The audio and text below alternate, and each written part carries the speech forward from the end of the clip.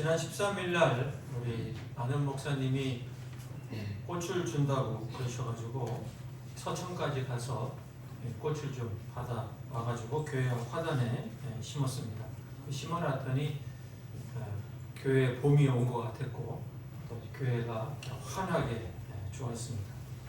그런데 17일 아침부터 기온이 영하로 떨어지기 시작했고 18일 날에는 우리 논산 지역에 한방눈이 내리고 아주 그냥 강풍이 이렇게 불었습니다. 일기예보를 보고 야 이게 잘못하면 꽃이 얼어 죽겠다 이렇게 생각이 돼서 지난 주일 저녁에 제가 솜씨는 없지만 이렇게 비닐로 갖다가 이 꽃을 다 이렇게 덮어놨어요. 그래서 지난 목요일 날 오전에 이제 다시 먹겠는데 지금 아침에 보니까 아주 꽃이 이렇게 잘 살았습니다. 봄이 온 것 같아서 봄꽃을 갖다 심었더니 갑자기 이렇게 추위가 다가왔습니다. 이런 추위를 우리가 꽃샘 추위다 이렇게 얘기를 합니다. 봄철에 겨울처럼 추워지는 거죠. 이제 봄이다 싶어서 이제 날이 포근해지고 따뜻해져서 이제는 뭐 추위는 다 끝났다라고 생각을 하는데 갑자기 기온이 내려가서 이 꽃이 피는 그 봉우리를 움츠러들게 하는 것입니다. 그래서 꽃이 피는 것을 희생하는 듯한 추위라고 해서 꽃샘 추위다 이렇게 얘기를 합니다. 여러분 그런데 이 꽃샘 추위는 날씨에만 있는 것이 아닌 것 같습니다. 이 꽃샘 추위는 세상 모든 일에 있습니다. 우리의 삶에도 꽃샘 추위가 있고 우리 인생에도 또 우리의 신앙에도 우리가 하는 일에도 이 꽃샘 추위가 있는 것 같습니다. 우리가 잘 되는 것을 희생하는 사탄의 방해가 있습니다. 모든 것이 잘 되는 것 같아가 어려운 일이 우리 가운데 생기는 것입니다. 오늘 우리가 읽은 본문에는요 꽃샘 추위를 만난 사람들이 나옵니다. 잘 되다가 어려움을 당한 초대 그리스도인들이 나옵니다. 오늘 본문에 나오는 예루살렘 교회는 우리가 알고 있는 것처럼 오순절 성령의 강림으로 해서 교회가 시작된 우리 초대교회 처음 교회였습니다. 하나님의 놀라운 역사와 하나님의 크신 은혜가 있었습니다. 사도행전 2장 42절 이하를 보면 그들은 온전한 공동체를 이루었죠. 사유재산을 고집하지 않고 서로 교제하고 사랑하고 교회에 그 모이는 사람들의 수가 날마다 더해 갔습니다. 베드로의 용기백배한 설교를 통해서 한자리에서 3,000명이 회개하고 주님께로 돌아오는 역사도 있었고 또 5,000명이 회개하고 주님께 돌아오는 역사도 있었습니다. 이제 초대교회 교인들은 이제 하나님의 은혜가 우리에게 본격적으로 내리기 시작하는구나. 이제 하나님의 놀라운 역사와 부흥이 교회 가운데 있겠구나 하는 그런 기대가 있었던 것입니다. 그런데 안타깝게도 그들에게 고난의 찬바람이 불어 닥쳤습니다. 유대인들의 특별히 유대 지도자들의 예수 믿는 신앙에 대한 박해가 본격화되었습니다. 그래서 베드로와 요한이 옥에 갇히기도 했고 그리고 급기야는 스데반 집사님이 유대인들에게 복음을 증거하다가 그들에게 돌에 맞아서 순교를 당하는 안타까운 일이 생기고 말았습니다. 그리스도인들이 더 이상 이 박해 때문에 예루살렘에 거주하지 못하고 이제는 이리저리 다른 지역으로 쫓겨 도망갈 수밖에 없는 그러한 어려운 상황이 생기게 되었습니다. 우리가 오늘 읽은 말씀 1절 하반절에 보면 이렇게 우리에게 말씀하고 있는데 같이 읽어볼까요? 시작! 그날에 예루살렘에 있는 교회에 큰 박해가 있어 사도 외에는 다 유대와 사마리아 모든 땅으로 흩어지니라. 사도들은 그래도 교회를 지켜야 된다라고 생각을 해서 아마 예루살렘을 떠나지 않고 있었던 것 같습니다. 그런데 사도들 외에 모든 사람들, 모든 예수 믿는 사람들은 유대인들의 박해 때문에 예루살렘을 떠나서 다른 지역으로 뿔뿔이 다 흩어졌습니다. 다른 지역으로 떠나지 않은 사람들은 끌려가서 옥에 갇히기도 했습니다. 상황이 아주 어려워졌던 것입니다. 사랑하는 성도 여러분, 현재 여러분의 자리는 어떻습니까? 혹시 여러분 인생의 꽃샘 추위를 만나시지는 않으셨습니까? 아니면 신앙의 꽃샘 추위 가운데 있지는 않습니까? 봄이 오다가 다시 겨울이 되는 것처럼 느껴지게 하는 꽃샘추위가 우리에게 다가오는 것처럼 우리가 살다 보면 모든 일이 다 잘 되어 가다가 우리가 기대하지도 않게 어려움이 오고 막히기도 하는 일들이 우리 가운데 있습니다. 내가 농사를 오래 해서 난 농사를 잘 지어 자신이 있어. 그래서 해마다 농사가 잘 되다가도 어떤 해에는 어려움이 있는 경우가 있는 것입니다. 공부가 잘 되다가 잘 안 되는 때도 있습니다. 또 축산을 내가 오랫동안 해서 잘 하는데 또 어떤 때는 그것이 생각대로 되어지지 않는 때가 있습니다. 우리 권사님들은 또 우리 김치를 맛있게 잘 담그시는데 김치가 맛있게 담가지다가 어떤 때는 내가 실수한 것도 아닌데 이상하게 맛이 없는 김치가 되는 경우도 있는 것입니다. 여러분, 언제나 항상 잘 되는 사람은 별로 없습니다. 승승장구만 하는 사람은 거의 없습니다. 우리 인생은 잘 되다가도 힘들게 되고 또 어려움을 만나는 것입니다. 여러분, 신앙도 그렇습니다. 여러 가지 어려운 여건에서 우리가 하나님께 헌신하고 충성하고 봉사하며 주님께 마음을 두고 나가서 이제는 하나님께서 내게 큰 은혜와 복을 주실 것이라고 기대하는데 우리의 기대대로 예상대로 되지 않을 때도 있습니다. 신앙이 성장하고 환경이 좋아지기 시작해서 이제는 안심이다 싶은데 때로 예상하지 못한 기대하지 않았던 신앙의 고난과 어려움이 몰아닥치는 경우도 있는 것입니다.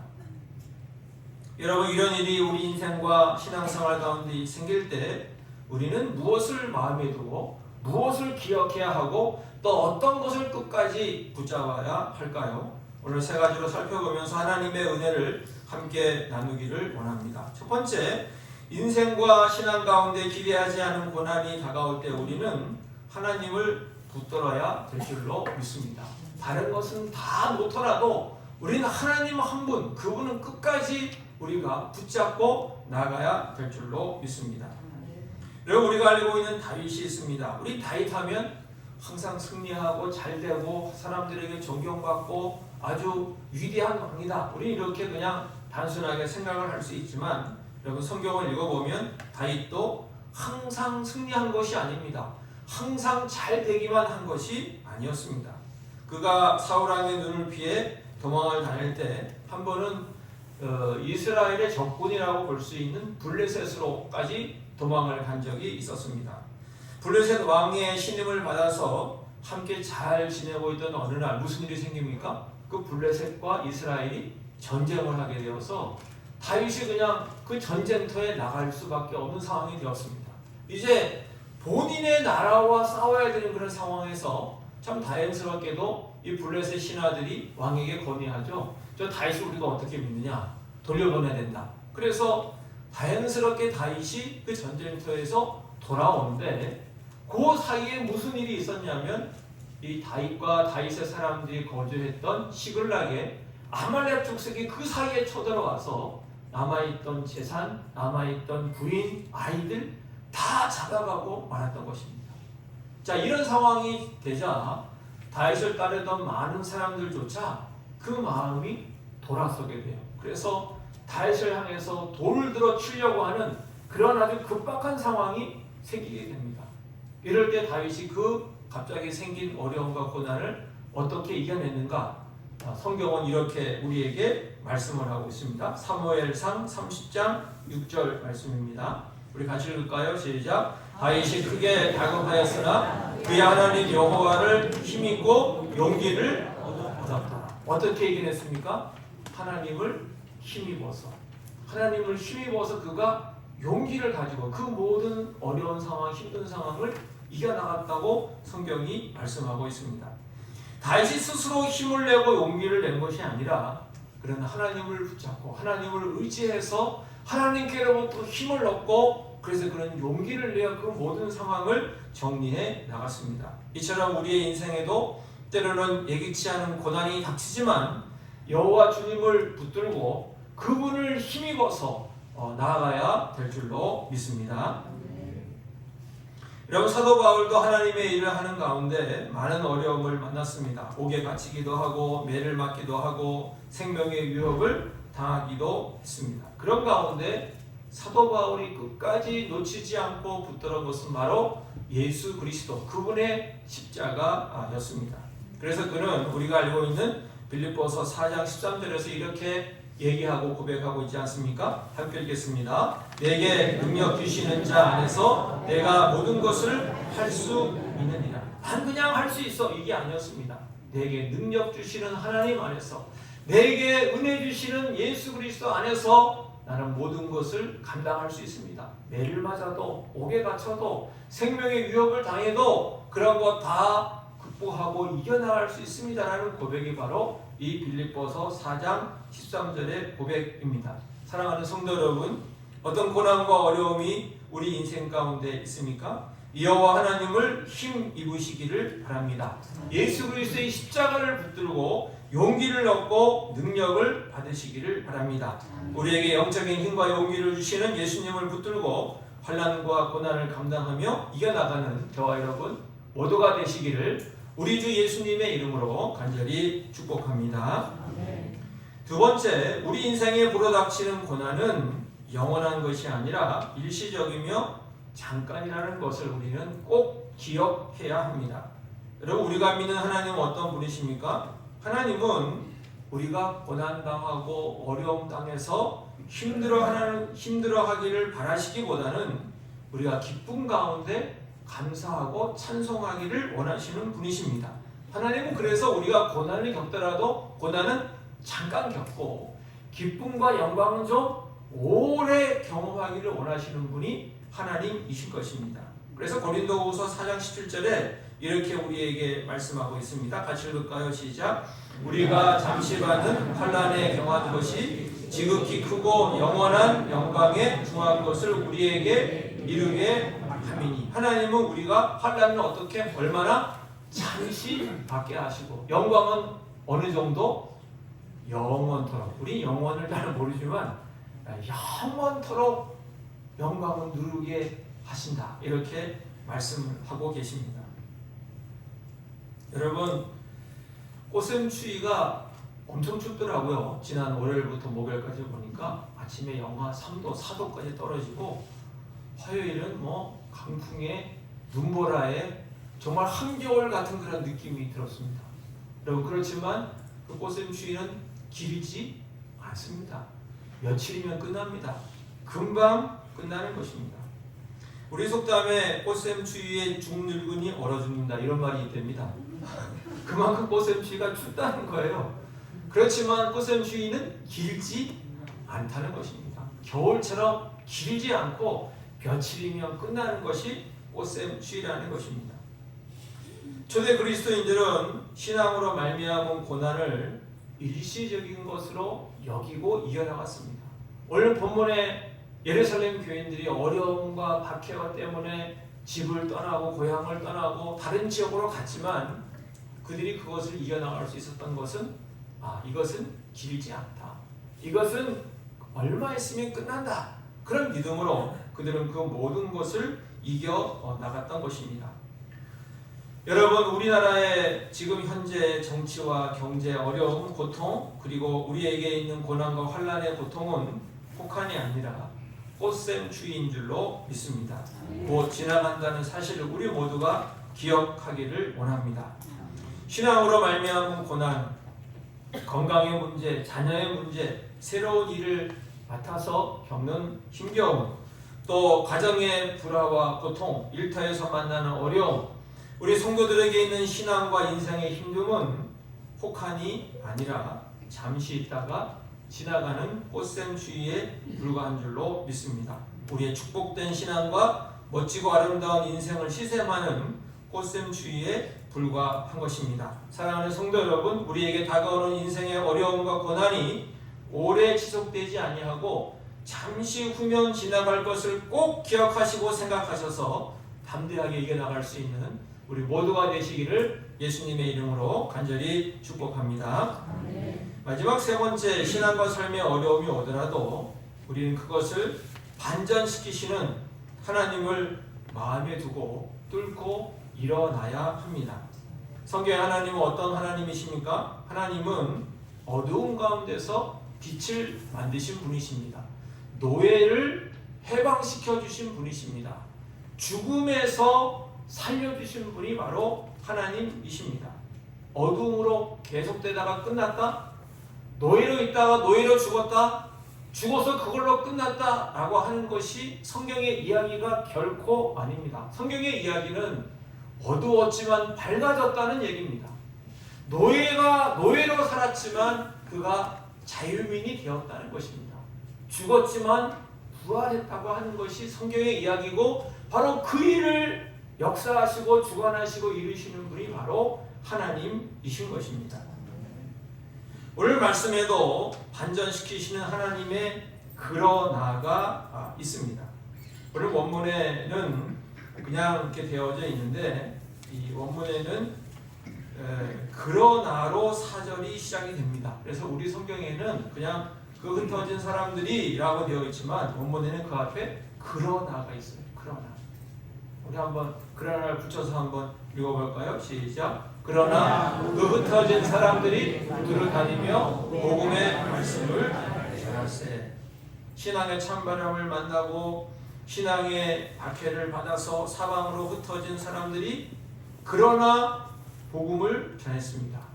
말이 좋아 흩어진 사람들이지 사실은 도망간 사람들입니다. 쫓겨난 사람들입니다. 절망적이고 낭망적인 환경에도 불구하고 그러나 그들은 주의 말씀을 전했다는 것이 성경의 증언입니다. 1절부터 3절까지의 사람들하고 4절부터 8절까지의 사람들은 같은 사람들입니다. 그런데 읽어보면 마치 다른 사람들처럼 느껴집니다. 1절에서 3절까지 사람들은 박해를 받고 흩어지고 죽고 끌려가고 옥에 갇혔습니다. 그러나 4절에서 8절까지 보면 똑같은 사람들이 사마리아 성에 복음을 전해서 그 성 안에 기쁨을 가득하게 하였던 것입니다. 고난을 당해서 살던 집도 버리고 친구도 버리고 고향도 버렸지만 그러나 그들은 복음을 들고 나갔고 복음을 그 지역에 전파해서 그 지역 가운데 기쁨으로 가득 채워 주었다고 하는 것입니다. 그래서 사도행전 8장 8절에 이렇게 우리에게 말씀하고 있죠. 같이 읽을까요? 시작. 그 성에 큰 기쁨이 있다. 우리 교회 안에도 여러분의 심령과 마음에도 기쁨이 가득할 수 있기를 예수님의 이름으로 간절히 축복합니다. 글 하나를 좀 소개하려고 합니다. 세상은 그러나의 반전에 주목한다 라고 하는 이 짧은 글인데요, 마라톤 선수가 마라톤 풀코스를 완주하는 것은 뉴스가 아니다. 그러나 자폐증 청년의 마라톤 완주는 뉴스다. 슈퍼모델의 다이어트 성공은 뉴스가 아니다. 그러나 나이살이 감춰지지 않는 두 아이의 엄마이며 평범한 아줌마가 몸짱으로 변신한 것은 분명한 뉴스다. 브라질이 월드컵 16강에 진출한 것은 뉴스가 결코 될 수가 없다. 그러나 월드컵에서 16강 진출도 제대로 못했던 한국이 4강에 올라간 것은 뉴스 중에 뉴스다. 그렇지 않습니까? 네. 다윗이 골리앗을 이겨야 뉴스라고 하는 것입니다. 골리앗이 다윗 이겼다? 그건 뉴스가 될 수 없다는 거죠. 다윗이 골리앗을 이겨야 그것이 정말 뉴스가 된다는 것입니다.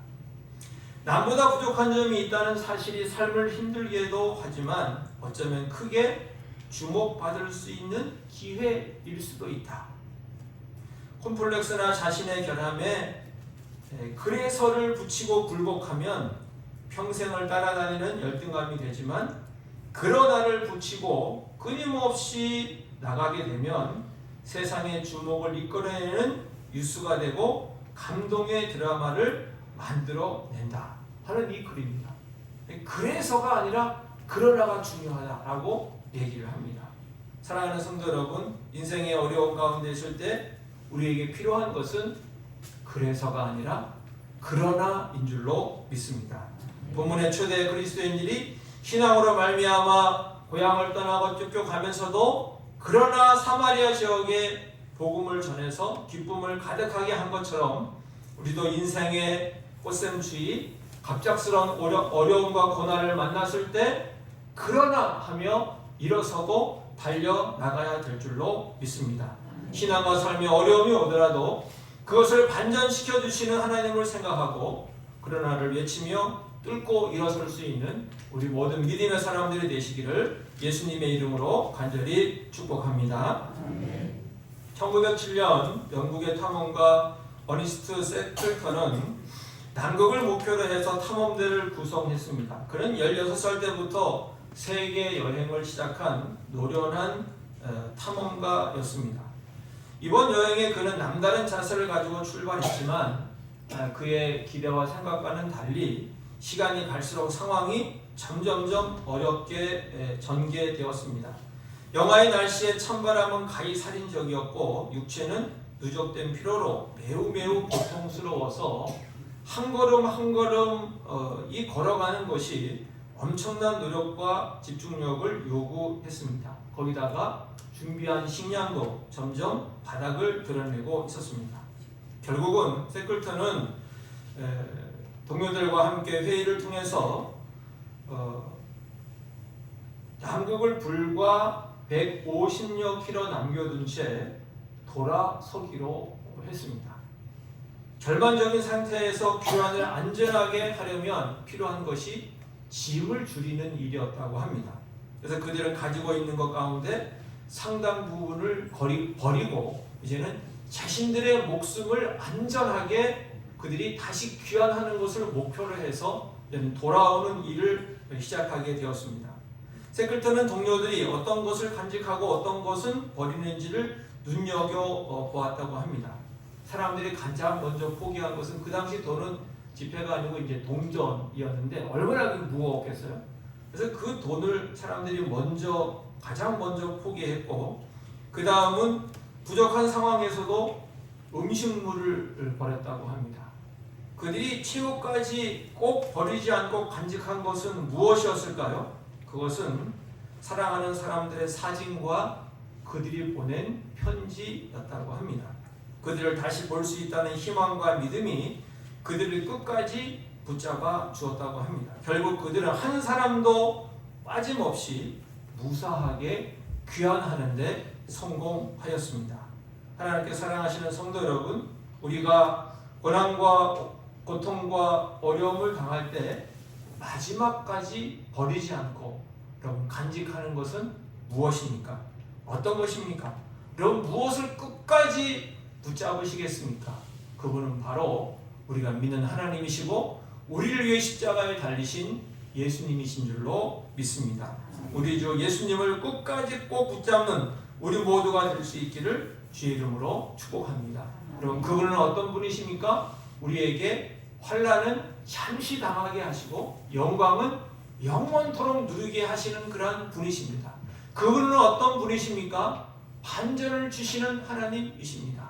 그러나 빛을 주시고 그러나 자유하게 하시고 그러나 부활하게 하시는 분이 바로 그 하나님이십니다.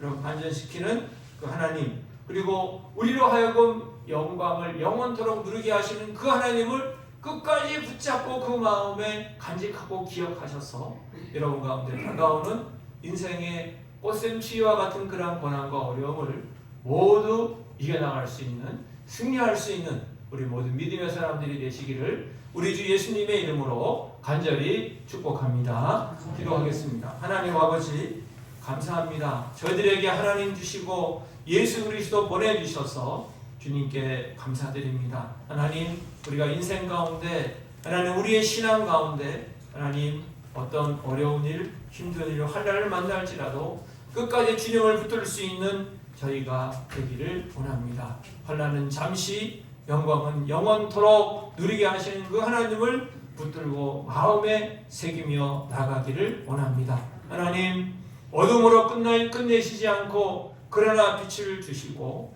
노예로 끝내지 아니하시고 그러나 자유하게 하시고 죽음으로 끝내지 아니하시고 그러나 부활시켜 주시는 그 하나님을 붙들 수 있는 저희가 되게 해 주시옵소서. 그리하여 이기는 사람, 승리하는 사람, 하나님께 감사하고 찬송하는 저희 모든 믿음의 사람들 다 되게 하여 주시옵소서. 예수님의 이름으로 기도하옵나이다. 아멘.